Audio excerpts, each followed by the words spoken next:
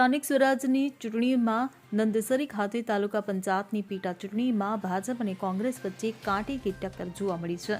લગ્નસરાની મોસમ વચ્ચે પરણવા જતા વરરાજાએ પણ મતાધિકારનો ઉપયોગ કરીને આ ચૂંટણીમાં મતદાન કર્યું હતું. તો બીજી તરફ વાઘોડિયા વિધાનસભાના ધારાસભ્યએ ભાજપના ઉમેદવારને સમર્થન આપવા માટે પોતાનો કિંમતી મત આપી મતદાન કર્યું હતું. નંદેસરી તાલુકા પંચાયતની બેઠક પરથી કોંગ્રેસના ઉમેદવાર રાજેન્દ્રસિંહ મંગળસિંહ ગોહિલ અને ભાજપના ઉમેદવાર જશવંતસિંહ રતનસિંહ પડિયાર વચ્ચે કાંટાની ટક્કર જોવા મળી રહી છે. બંને ઉમેદવારોએ ચૂંટણી જીતવા માટે અડીચોટીનું જોર લગાવ્યું હતું. ચૂંટણી માટે ભાજપા ઉમેદવારના સમર્થનમાં વાઘોડિયાના ધારાસભ્ય ધર્મેન્દ્રસિંહ વાઘેલાએ તો બીજી તરફ સામાજિક અગ્રણી લખન દરબારે કોંગ્રેસના ઉમેદવાર તરફ પ્રચાર કર્યો હતો. ત્યારે વાઘોડિયાના ધારાસભ્ય ધર્મેન્દ્રસિંહ વાઘેલા તેમના પરિવાર સાથે નંદેસરી વિદ્યાલય ખાતે મતદાન કર્યું હતું. જણાવ્યું હતું કે કોયલી અને નંદેસરીની પેટા ચૂંટણીમાં અમારા બંને ઉમેદવારો વિજેતા થશે. રાજ્યમાં સ્થાનિક સ્વરાજ્યની ચૂંટણી હાલ તો લગ્નસરાની મોસમ વચ્ચે યોજાઈ રહી છે. ત્યારે મતદાન કરવા માટે લગ્નની મોસમ વચ્ચે પણ વરરાજા મતદાન કેન્દ્ર ખાતે પહોંચ્યા હતા અને કિંમતી મત આપીને પોતાના મતાધિકારનો ઉપયોગ કર્યો હતો.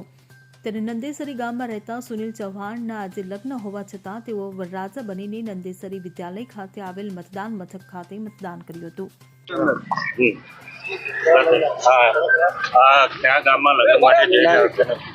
નંદેશ્રી ક્યાં ભણવા ગયા? સાગરદાદા આજે વોટિંગ કર્યું લગ્ન કરા જતા શું કહેશો?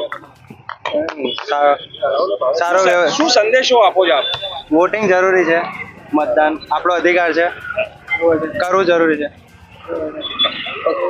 નંદેશ્રી 15 નંબર તાલુકા પંચાયતની આ સીટ છે. એમાં નંદેશ્રી, દામાપુરા, રઢિયાપુરા અને રૂપાપુરા આ 4 ગામોનો સમાવેશ થાય છે. એમાં 9 બૂથો છે અને 6 પોલિંગ સ્ટેશન્સ છે. સવારથી જ 7 વાગ્યાથી ખૂબ જ ધીમી પરંતુ મક્કમ ગતિએ લોકો આવી રહ્યા છે. શાંતિ અને સલામતીના અહેસાસ સાથે નિષ્પક્ષ રીતે લોકો વોટિંગ કરી રહ્યા છે. આપ જોઈ શકો છો એમ અહીંયા પોલીસનો પૂરતા પ્રમાણમાં બંદોબસ્ત છે. જ્યાં ક્રિટિકલ પોલીસ સ્ટેશન છે ત્યાં SRPનું હાફ સેક્શન્સ એક્સ્ટ્રા મૂકેલ છે, એક્સ્ટ્રા ફોર્સ રાખેલ છે. એ સિવાય મેડિકલની ટીમ અહીંયા હાજર છે. કોઈ પણ મતદારોને કોઈક શારીરિક તકલીફ અચાનક થઈ જતી હોય તો એના માટે પણ વહીવટીતંત્રે વ્યવસ્થા ગોઠવેલી છે. એ સિવાય બી આંગણવાડીની બહેનો અહીંયા રાખેલી છે કે જે વ્હીલચેર સાથે છે, જે મેડિકલ ટીમની સાથે રહીને જે ઉંમરલાયક લોકો છે જે ચાલી નથી શકતા એવા લોકોને મતદાન સ્ટેશન સુધી લઈ જઈ અને સલામતીની વ્યવસ્થા સાથે એમને વોટિંગ કરાવીએ છીએ. તૈનાત છે અને મતદારોને શું મેસેજ આપી રહ્યા છે? પોલીસનું એક ચોક્કસ પ્લાન હોય છે. એ પ્લાન મુજબ જરૂરિયાત મુજબનો ફોર્સ ગોઠવવામાં ઓલરેડી આવેલો જ છે. અને વાત રહી મતદારોને, અમે સ્પષ્ટ પોલીસ વતીથી કહીએ છીએ કે સવારથી જેમ સારા વાતાવરણમાં નિષ્પક્ષ અને નીતિ નિયમોના ધારાધોરણ હેઠળ સલામતી હેઠળ જે વાતાવરણમાં આપણે લોકો વોટિંગ કરી રહ્યા છે તો લોકો વધુમાં વધુ વોટ કરે એવી અમારી અપીલ છે.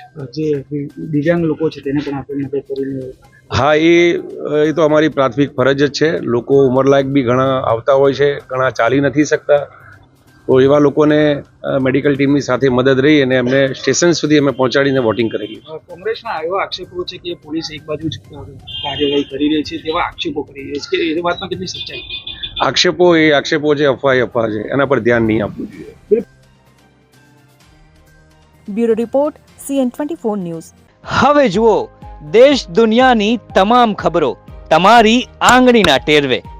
ઉઠાવો મોબાઈલ અને Google Play Store પરથી ડાઉનલોડ કરો અમારી CN24 ન્યૂઝ મોબાઈલ એપ.